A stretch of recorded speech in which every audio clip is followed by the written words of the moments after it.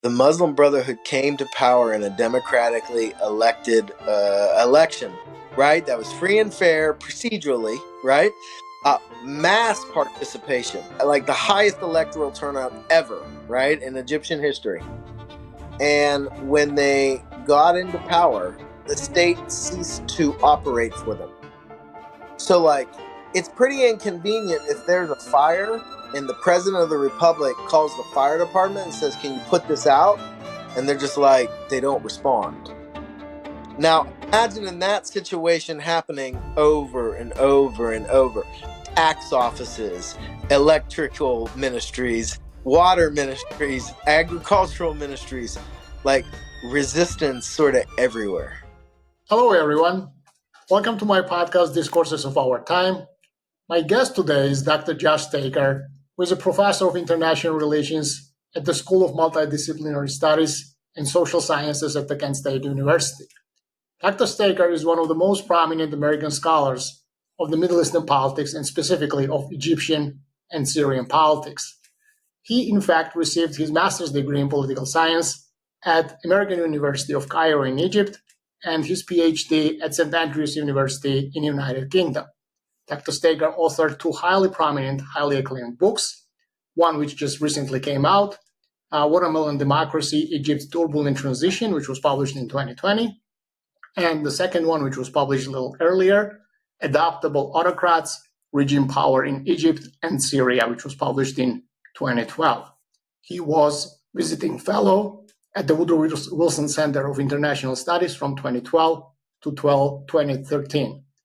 Welcome, Dr. Stacher, and thank you for joining me to the podcast. So, the January of 2024 marks 13th anniversary. To be more specific, January 25th marks the 13th anniversary since the outbreak of the Arab Spring in Egypt, and I would say in the wider Middle Eastern region. The Arab Spring caught everyone by complete surprise, which in itself is a very interesting matter, but that's a little bit different question. The question which I have here is, what made Arab Spring possible? What caused the Arab Spring in Egypt and generally in the wider region? And I'm fully aware that Egypt and general Egyptian society endured decades-long poverty, corruption, repression under the military regime, which led naturally to the widespread public discontent for many years. But we also know that the public discontent, no matter how wide, how deep it is, does not always and does not necessarily lead to the outbreak of the uprisings, especially at such a massive scale as was the case Arab Spring in Egypt. So again, what made Arab Spring possible? What caused it? And I guess the second part of the question is related to the first part. Why at that specific time? Oh, these are great questions. Thank you so much for having me. Makes me so happy to be able to be in conversation with you again. I think that when we think about the Arab Spring, and I'll speak most directly to the case of Egypt, you're right. It was a poor country and had been poor for a long time. You know, it was an authoritarian state that had been sometimes brutally repressive over for the previous 60 years before the uprising. But why now? And then I think there was an international dynamic that at 2011 that was allowing that to happen. So I'll just quickly go through these. One, I think there's just an aspect of dignity. I think people don't mind being poor. I mean, I don't think people like to be poor, but I don't think people mind being poor if they can take care of their families, if they can. They don't need to have big, rich lives. Like people will satisfy it for very little if they can take care of the people they like. And the problem is that in Egypt for 30 years, every single year was getting harder and harder. The money you were making in 1981 wasn't getting it done in 1991, much less 2011. And so I think there is a grinding incremental aspect to this that like a pressure cooker. I think repression also is part of the answer. There's many stories of Gamal Abdel Nasser's secret police from the 1950s and 1960s. Um, but Nasser governed under an idea that they were a new country and they were going to build something that was going to be, they were going to all be proud of. And Egypt was going to be a beacon for all this. That's not how it turned out. When Anwar Sadat was president in the 1970s, he basically delinked state subsidies and price controls and things that poor people need and allowed the sort of so-called free market to roll. And when you take away provisions that people depend on, whether they're bread or gas or electricity or water subsidies, these sorts of things, people have very little to lose. And then if you look, like people could go to Nasser's schools and his universities and they could come out and get a job. This was no longer the case in Mubarak's Egypt. So, there's it feels like nothing ever changes, but things are constantly changing. And so I think that it's socioeconomic year by year. I think it's repression. And then I also think we have to remember the international context here. The United States of America was attacked by Al Qaeda on September 11th, 2001, and they decided that they were going to respond by remaking the Middle East in the name of democracy and human rights. When many Egyptians heard that message in the aftermath of the terrorist attacks of September 11th, they said, okay, you want democracy? Let's go. And so there was always an understanding that the United States was not promoting democracy in Egypt, but that if the United States was going to get serious about promoting democracy, they were going to kind of make their push and use the U.S. cover to kind of make gains against their own autocratic leader, Hosni Mubarak. Um, so I think those three things were really important in what happened. And then the last thing is luck. These conditions can exist every day, all the time around us. But for whatever reason, one day, one moment, I don't know if it's the way the wind's blowing, something locks into place and it changes the balance of power between the repressive state apparatus, the police, and people. What was predictable, boring, and calm one day isn't. And then it's very hard to kind of re-put people back into, you know.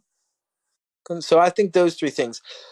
I think 2011 is important too because there has been a global push for neoliberal economic reform, and by that I mean the state retreating from society and society being on their own, typified by Margaret Thatcher and Ronald Reagan, and deepened by people like Bill Clinton and Barack Obama.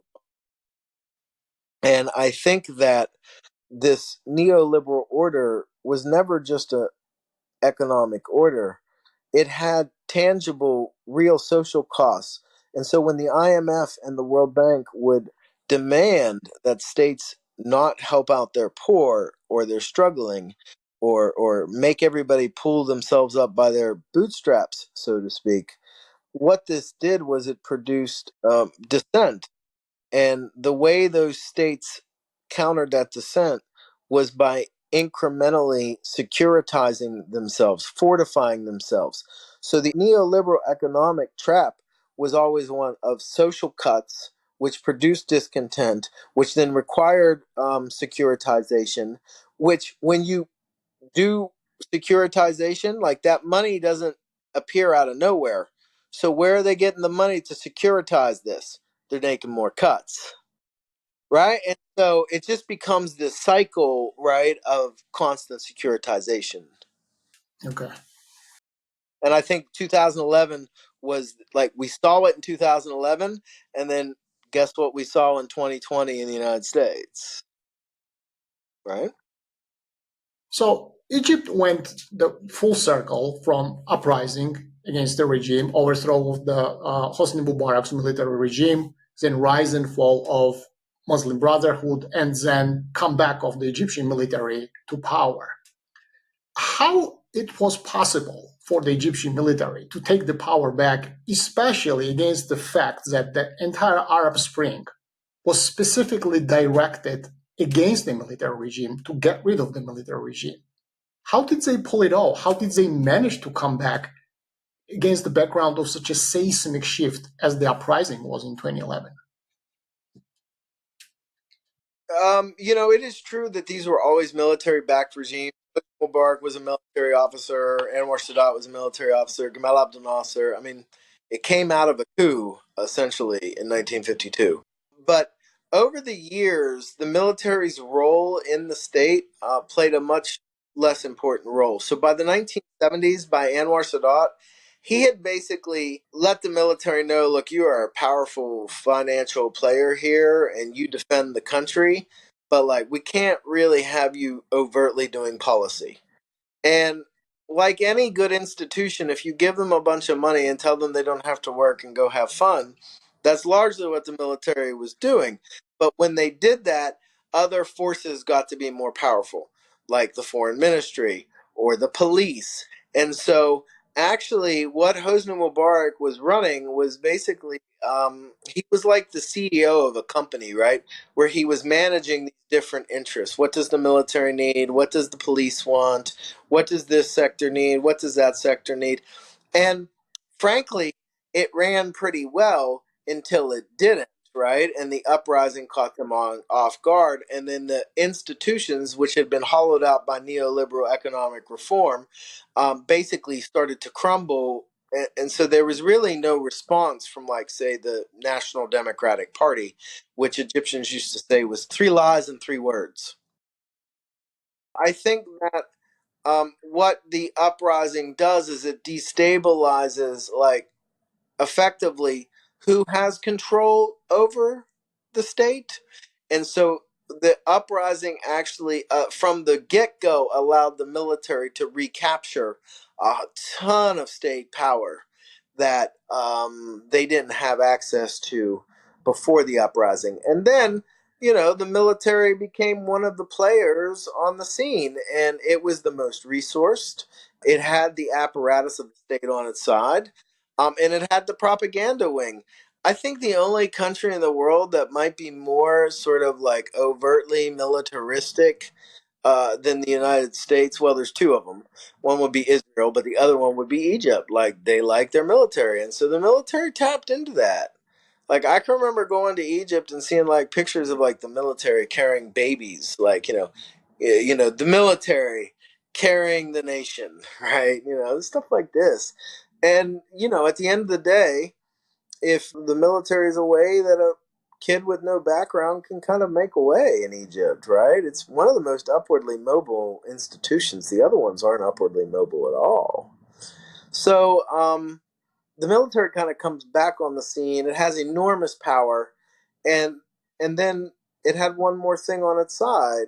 The real opponent for state power was the Muslim Brotherhood, and they had had a 30-year discourse against Islam and democracy, and right, and like, and look, the Muslim Brotherhood was a big, wide, like, tent of people. You got scary people in the Brotherhood, and you had totally rational people in the Brotherhood. So, but what they were able to do is they were basically able to kind of say that the Muslim Brotherhood was going to be an existential threat to their lives and democracy. And like, does anybody want that?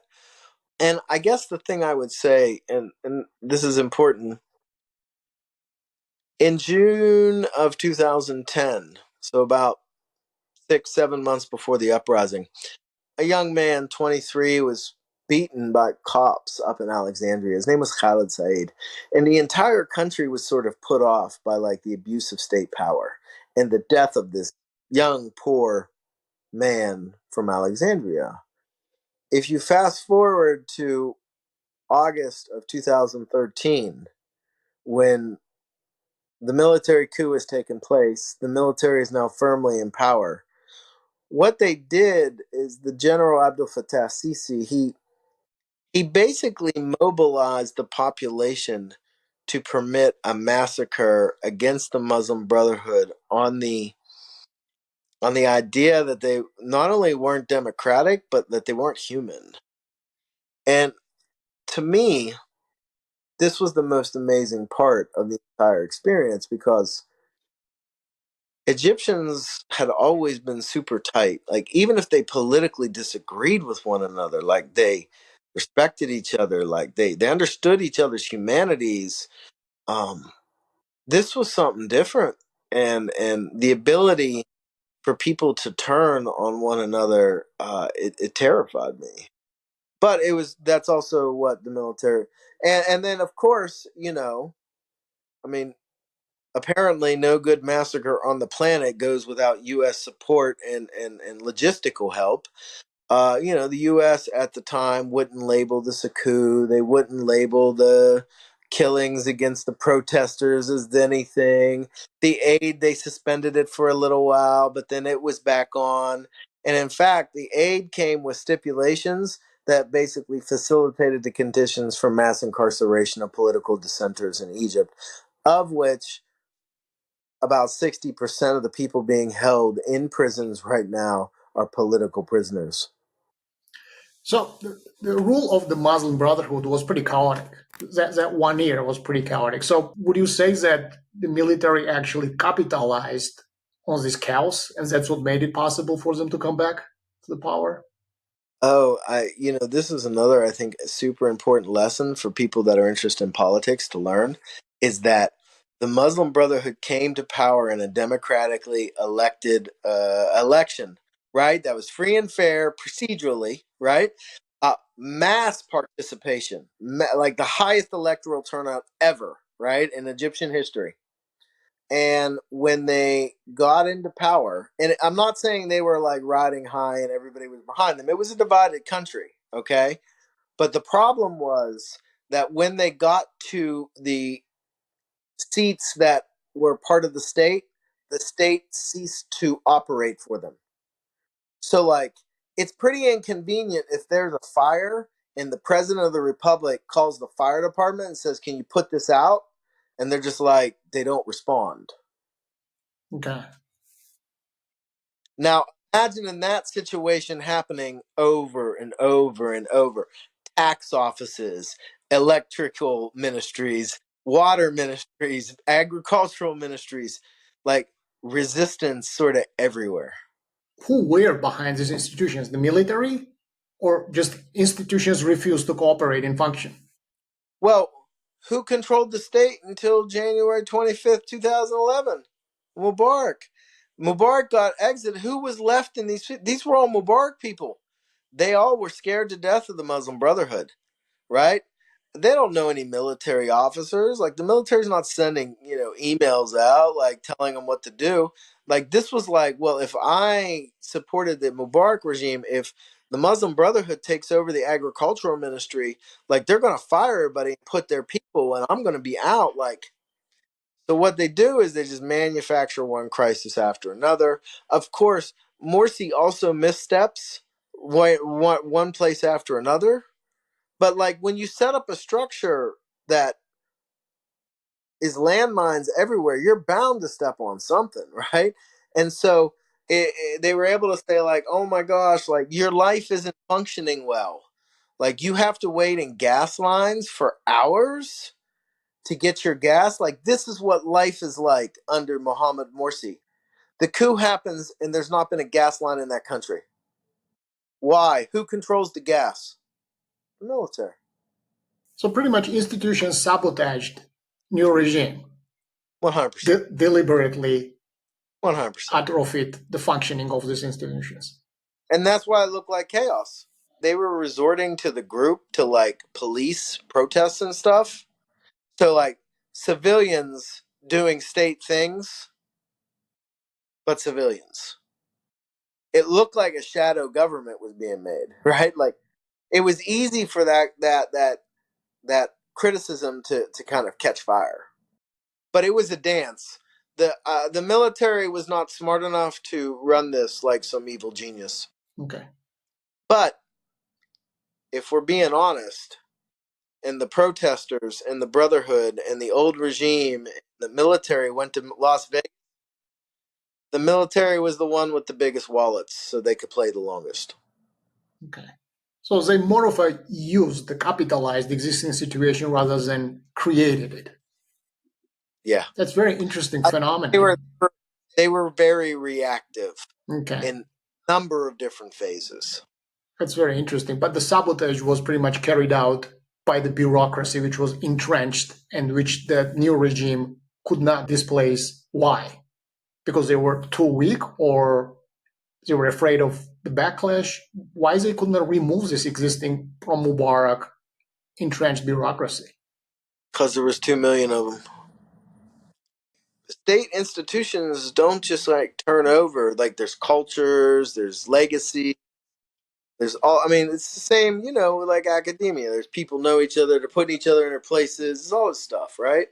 And so the whole thing, it almost goes to show you just how useless the leader can be. Okay. If I'm not mistaken, there was a theory, or maybe I should call it actually semi-conspiracy theories, that Egyptian military masterminded, or at least encouraged, or at least allowed the Arab Spring in Egypt in order to overthrow Hosni Mubarak's regime, who himself was a military general and came from the military, but he wanted to wrest the power from the military and pass it to his son, Gamal, whom he was grooming as a heir apparent. This theory has any credence that the military was involved in masterminding Arab Spring, or is it just a pure fantasy, just like any other conspiracy theory?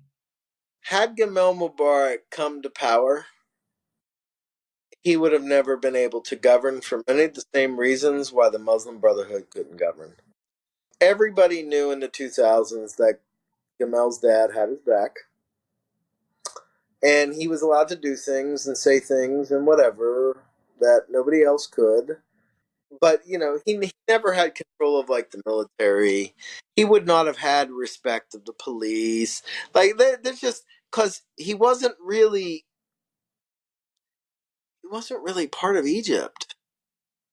I mean, he went to the American University in Cairo. He spent some time in London messing around, playing banker. Like I can remember meeting Gamal Mubarak and his people back in the 2000s, and like they would just say things, and you thought that you were talking to like a spin doctor with like from Tony Blair, like Bill Clinton, like the way they would talk.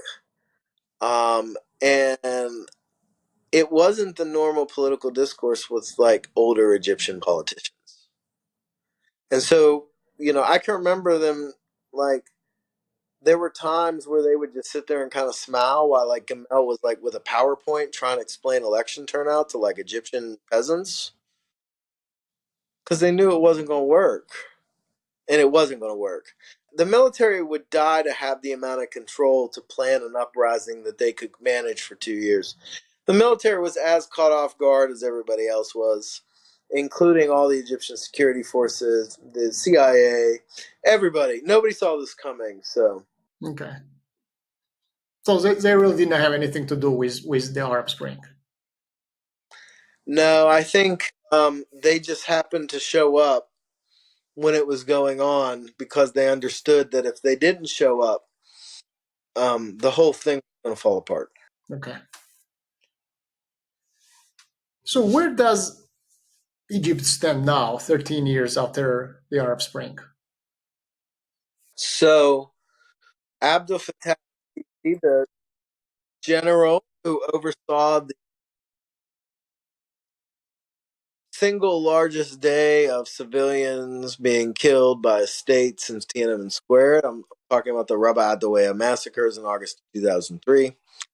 So, Abdel Fattah al-Sisi has just been reelected for his third term.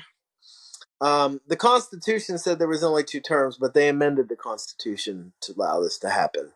And they tried to extend out the terms. Like it does. I mean, no one's really allowed to run. Nobody serious is allowed to run. There's not anything that resembles some sort of campaign, and it's not real clear that he has a functioning political party behind him. The parliament It resembles a noodle, like a piece of pasta after you've boiled it. It's just a wet noodle. Like that parliament will pass any manner of chaos. Doesn't matter. Um, except no, I take that back. I've watched that parliament not go after public sector workers. Okay. So one of the things they push back on Sisi is don't screw over your workers, which makes sense because that's really the people that run the state, right? And they're already living on sort of bare minimum. But no, Egypt, it's a mass incarceration. There's cameras everywhere. What was used to be the downtown of Cairo has been completely reconfigured so that people don't hang out there, gather, talk, do artwork, make music, or, think bad thoughts like this could be better or it doesn't have to be this way. Um, so many Egyptians I know live in exile, a lot in Germany, a lot in the US. They can't go home. So the repression, you would say, is much worse now than it was under Mubarak. 100%. This is a sort of bona fide police state.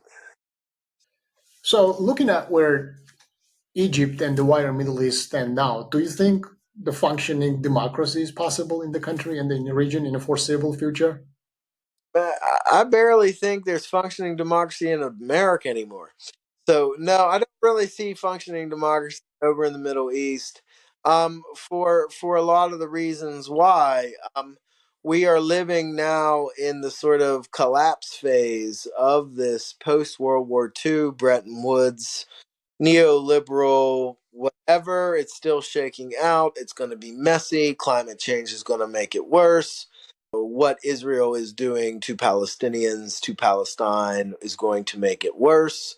Um, but there's no reversing the ship at this point. And so democracy is going to remain an abstract thing that we have to strive for rather than a sort of functioning system of government.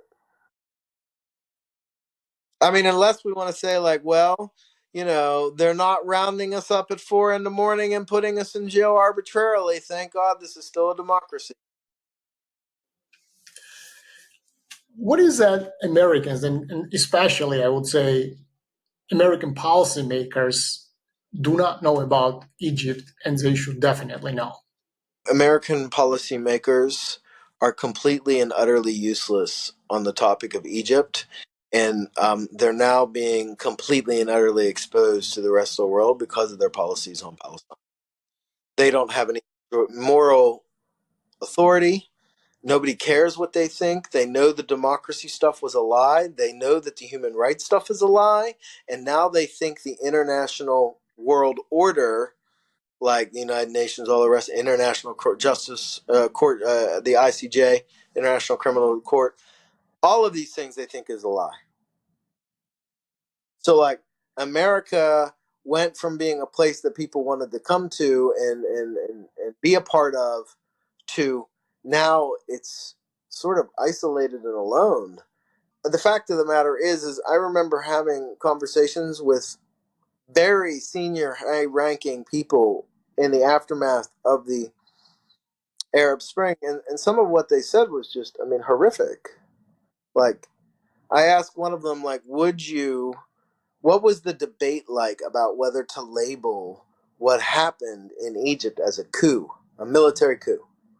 Because remember, at the time, there was all these, well, regulations, like the United States can't fund a country or give aid to a country that has a military coup and, knocks out a democratically elected president, which Morsi was. And we give Egypt the second most amount of aid to any country in the world. And so I asked this question to this very high ranking person who proceeded to look at me like I had lost my mind.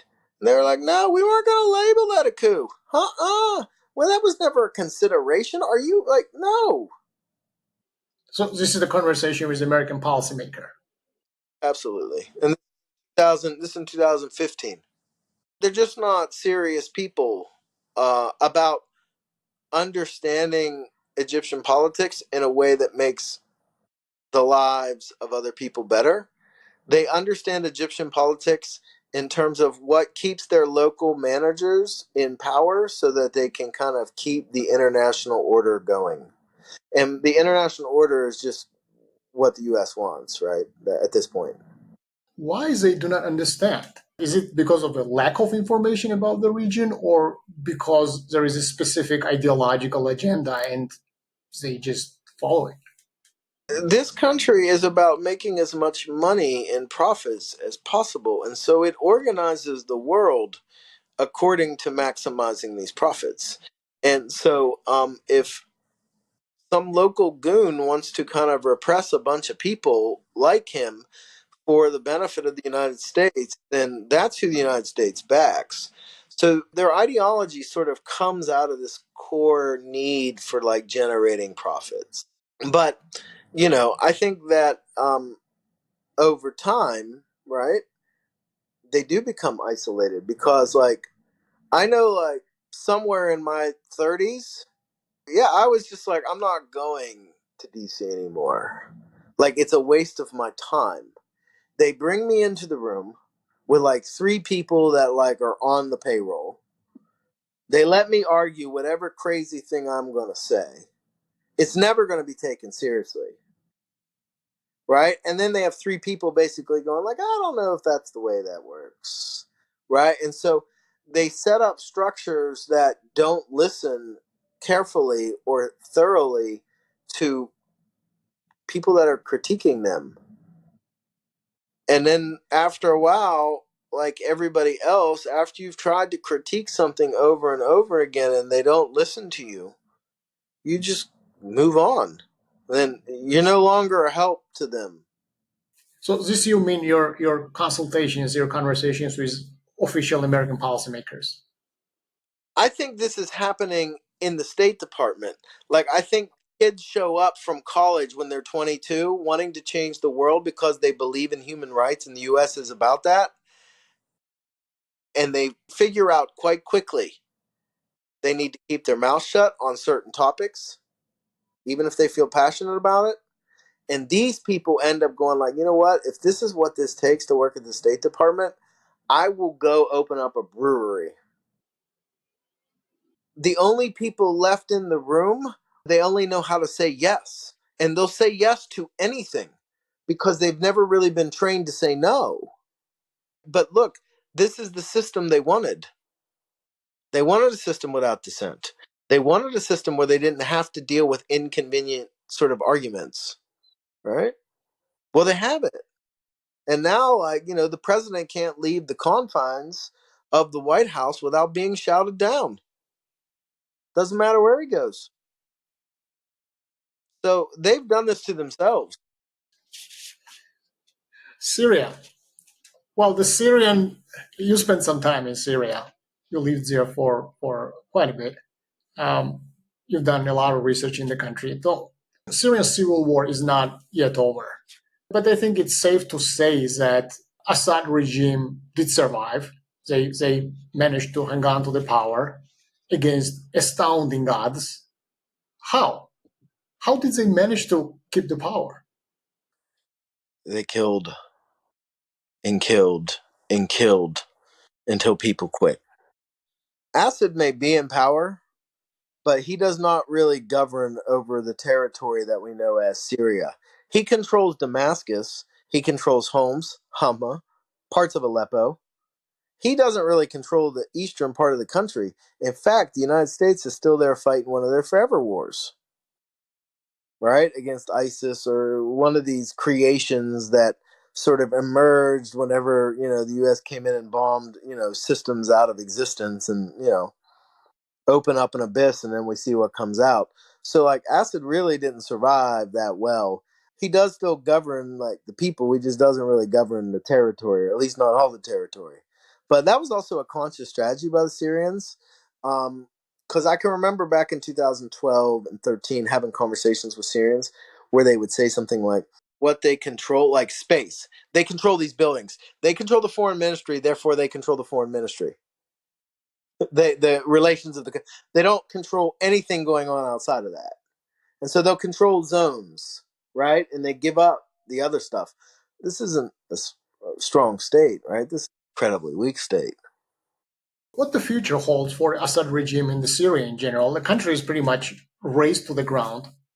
Economy does not exist. There's no national economy in Syria anymore. I think it would not be exaggeration to state that way. There are thousands and thousands of dead, and the millions of Syrians are refugees scattered around the world. So, what does the future hold for the regime and the country at large? I don't know, but like next door in Lebanon, things aren't any better. Things aren't any better in Egypt. Um, the whole system's kind of falling apart or pulling apart, and the unraveling has started. It is a little bit terrifying, but at the same time, it's going to provide new opportunities. People deserve to live in peace with dignity, and they're going to keep fighting for that world. Um, So you'd say that the Middle East suffers from the unraveling of the neoliberal global order, right? It's just like a side effect rather than the actual oh, cause. 100%. Because, like, look, let's go back to September 11th, 2001, right? Iraq no longer exists as a state. Afghanistan, I don't know what even to call that, right? Pakistan has unraveled, or at least parts of Pakistan have unraveled, right? Um, Syria is no really a functional state. Lebanon is not really a functional state. Egypt is a functional state in a sense that it just represses the hell out of everything. Libya is not a functional state. Tunisia has backslided. Algeria has had protests. Morocco hangs on by a thread. Like, none of this, like, the order did not serve these states well, and that's why it will collapse and it will be rebuilt. I mean, Yemen is not a functional state. All these places were functional states 13 years ago. Yeah. So the Arab Spring withered away, and pretty much it with it took the hopes that there would be some meaningful change in the region. There would be some kind of semblance of democracy anywhere in any Arab country. But there is one outlier country, which is Tunisia, which of course does not have a perfect democracy, but the country did change. It has more or less functioning democracy. How? What would you say is the main factor, or I don't know, the range of factors maybe, which can explain this massive difference? I mean, as someone that studies Egypt, when I look at Tunisia, I say, okay, like, the great powers aren't interested in Tunisia like they're interested in Egypt. Because if you control Egypt, you control the Suez Canal. Two, Tunisia is a much smaller country than these places, 10 million. And then three, Tunisia has backslid a fair amount, unfortunately. But the one thing I'll say, if you look at it, right, Ben Ali, who was the president for so long, he had decided that, like, nothing good comes out of the military but a coup, right? And so, I mean, like, the Tunisian military had like 6 helicopters or something when the uprising happened. But where did Ben Ali come from? He came from the security services. And so, between 1987, when he takes power, and 2010, when he's dismissed from power, the security services in Tunisia, I mean, they hold this like plump pride place in the Tunisian state.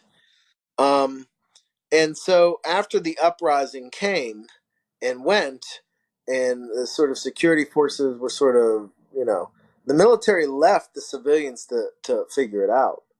And you know what? The civilians performed magnificently. They walked up to the cliff multiple times and they said, instead of taking the whole country off the cliff, why don't we cut a deal? It was like, wow, like, this democracy thing can work. But of course, prices being what they are, COVID being what it is, a gentleman from the former security establishment has reemerged and kind of taken over the state. It's looking a lot differently now.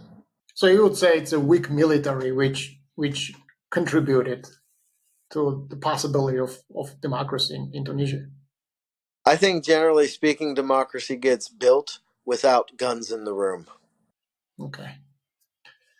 You partially alluded to this question, but I want to delve a little deeper. So some pundits suggest that United States had been disengaging from the Middle East for last decade or so, and they specifically point to the so-called shale revolution, the fracking, as it's commonly known, and they argue that the shale revolution in the United States, which started from around 2009 2010, arguably lessened U.S. dependence on Middle Eastern oil.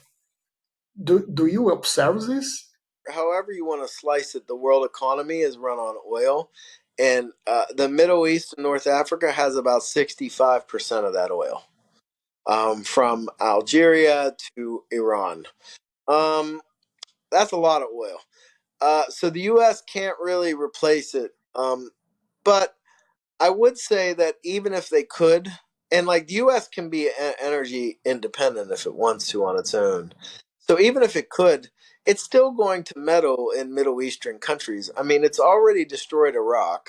It's already destroyed Afghanistan. There are some that would love to destroy Iran. It's already about as deeply involved for a power seeking to kind of not be paying attention to the Middle East as it is. And now the question of Palestine just draws the United States squarely into it, because people are now starting to ask if the international order is just really, is the United States and Britain and Israel and France, are they allowed just to do what they want and the rest of us not? Because if so, we'd like to check out of this world order and redo. The United States, its ship is going to sink or swim in the Middle East, and that's because of how deeply entangled it is. So there is no signs that U.S. had been disengaging. I mean, they can't, right? And why can't they? Because the major shipping lines in the world run through the Suez Canal, and apparently the Houthis can like bring down the entire shipping industry. And why are the Houthis doing this? Well, because of Palestine. The United States got a UN Security Council resolution passed against the Houthis. We're 98 days into the genocide of Palestine. There's no security resolutions. They've put this performance on tape, and a lot of people now are watching the video and reassessing what they thought they understood. So the United States will continue to be an actor in the Middle East, but it may only have one friend by the end of this. And the last but not the least, none of the topics that we talked about today can be possibly detached from Israeli-Palestinian conflict, which has been negative, constant in Middle Eastern politics for the last 70 something years. Why is this conflict, why Israeli-Palestinian conflict proved to be so unimaginably unresolvable? What is there, and is there any hope that it can be solved? Because the Zionist settlers that came from Europe and now come from other parts of the world into Israel want the land without Palestinians on it. After they signed the Camp David Accords, they tripled the Israeli settlements in the West Bank, making a two-state solution impossible. They've led a blockade on Gaza since 2007, which is now playing out in a sort of systematic attempt to eliminate the population from the landscape by attacking the necessities of life, whether it's food, water, medical care, while actively launching one of the largest bombing campaigns in the history of bombing campaigns on a largely refugee population that's entrapped and cannot go anywhere. So the Palestinians aren't angels.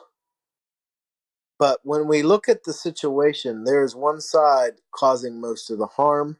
Look, I'm sure Palestinians would love to do a reverse settlement and like retake Haifa or retake Jaffa. But guess what? They don't have the political ability, rights, or capital to do that.